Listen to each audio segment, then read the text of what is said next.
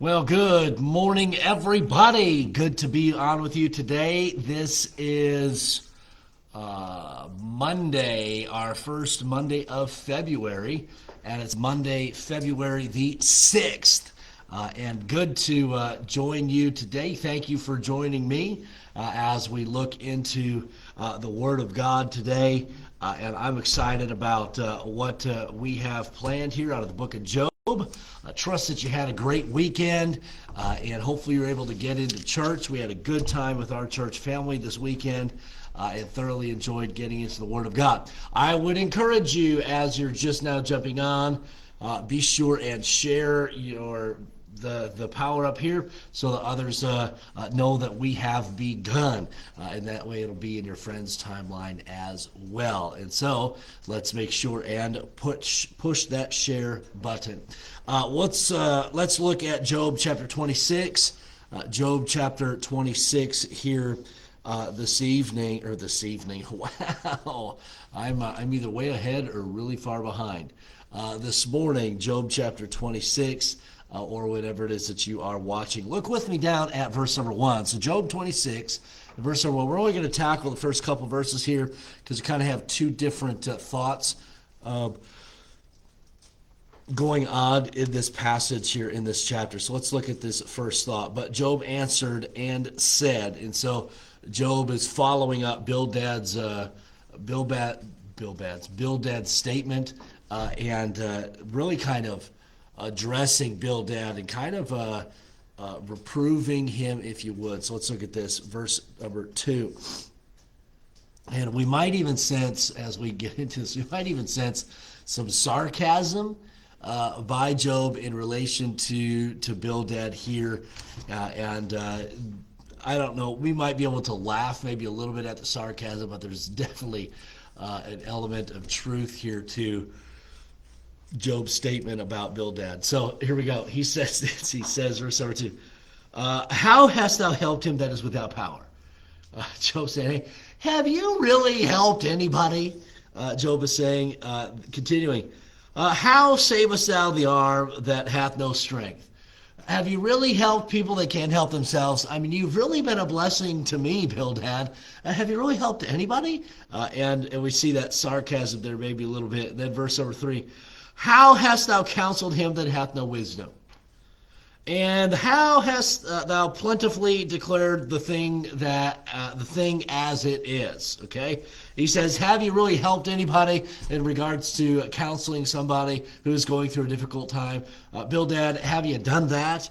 And also verse 3, and hast thou plentifully declared the thing as it is? And really kind of going after him there. He's have you really advised anybody pleasantly? Have you been a blessing to anybody? Verse number 4, to who hast thou uttered words, and whose spirit came from thee? Dead things are formed from under the waters, and the inhabitants thereof. Hell is naked before him, and destruction hath no covering. Okay, so kind of a shorter time together, but you look at what what Job is saying to Bildad. He's really kind of laying it on pretty thick here with the sarcasm and just the questioning of Bildad's methods and Bildad's message.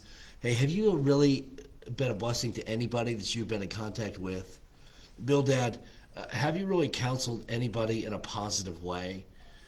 Bildad, have you ever encouraged anybody? I mean, you're great at pointing out the faults, but man, the encouraging, not so much. And then he likens it to dead things are formed from under the waters, and the inhabitants thereof. Hell is naked before him, and destruction hath no covering. And Job's just kind of saying, hey, you know what? Life is hard. People go through things. They go through difficult things where their world is shaken. Their world seems to be falling apart. And he's saying, Bildad, you haven't really helped much. You haven't been an encouragement. Man, you've really been discouraging. You've really put me in an awkward place. You know, I've lost everything, and you've just kind of piled on Bildad, and really pointing out Bildad's faults here. And so I want to encourage you, and I know we're a little shorter today, but I want to encourage you along these lines. Hey, seek to be a blessing to those who are going through heartache and difficulty. What those individuals don't need is they don't need us piling on. They know the difficulty they're going through. And they don't need us pointing out every little thing that is wrong with their life. Rather, they need some encouragement in that moment. This word could be used, the word tact. Using tact when approaching individuals and situations.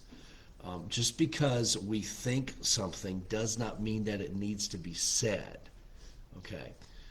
And that's where, like, Job's friends are at. They've had all these thoughts. Well, man, I wonder why he's going through this, man. I wonder what's going on. I wonder why God's judging him, man. This is a horrible thing that's going on. And just because we think it doesn't mean that it needs to be verbalized. And just because we think it in the moment doesn't mean it needs to be verbalized right away. And so sometimes we need to take a step back. We just need to encourage. Maybe we need to give somebody a hug. Maybe we need to help somebody out, maybe financially or whatever it might be. And then a little bit later on, after maybe the situation has improved or gotten a little bit better, then we can say, hey, you know what? It might be time for a change in this area of your life. I'm thankful that God has brought you through what it is that you've gone through, but have we learned from it? Okay, so we've got to exercise that tact and using the right moments to encourage, and then sometimes the right moments to maybe give that teaching aid, that teaching hand. But I'm telling you this, just kind of from personal experience. A relationship, before we begin that counseling, that teaching aspect, that personal relationship needs to be built up. There's got to be that element of trust. If you don't build that trust with somebody, then your conversation, your thoughts are going to be viewed as criticism, and they're going to be viewed in a negative way. And so that there's got to be some trust built there before you can maybe talk, maybe talk the way that Job's friends did. Job's friends, however, were completely wrong in their assessment of the situation. Okay, and we know that. Okay, so let's make sure that in our interactions with people that we use tact, and tact not only in our words but also in the spirit with which we speak. And we got to control our temperament as well, the volume level, the harshness in our tone, all that kind of stuff. All of that falls under the umbrella of tact, and so let's be mindful of that in our interactions with others. Okay, we'll end it there today. I know it's just been a couple of minutes, and so I apologize if it's been too short. But we'll finish out. Job kind of describes really the Lord, His power, once again here at the end of chapter number 26. We'll focus on that tomorrow. Let me give a shout out to those who are live today and commenting live. Once again, thank you so much for being on. If you have not shared our Power Up, be sure and do so that others can check in throughout the day as they maybe view your timeline. All right, Cliff and Karen, good morning to you. Thank you so much for being on today. Brian and Cindy, good morning to both of you. Have an awesome day. Perry, good morning. Thank you for being on. I hope you had a great weekend. Charlie and Marcia, good morning to you, and have a wonderful day. Cliff and Karen, thank you also for your comments throughout as well. Awesome weekend. It was a great weekend. Oh, I forgot to say, man, we had our Valentine's banquet Friday night. Had a wonderful time of fellowship. And just enjoyed some good food together as a church family, and it was just awesome. And then we had just great services yesterday. In my opinion, great services. Enjoyed being with God's people. And then John, greetings to you as well in India. Hope the Power Up finds you well, and hope that you're doing well there in India. Awesome. Thank you so much for watching from India there today. All right, the rest of us have a great day today. I think in India, I think we're later in the day there, but thank you for all of you for watching, sharing, all that good stuff. Have a great day, everybody. Lord willing, we'll check in tomorrow at 8:30. Have a good one.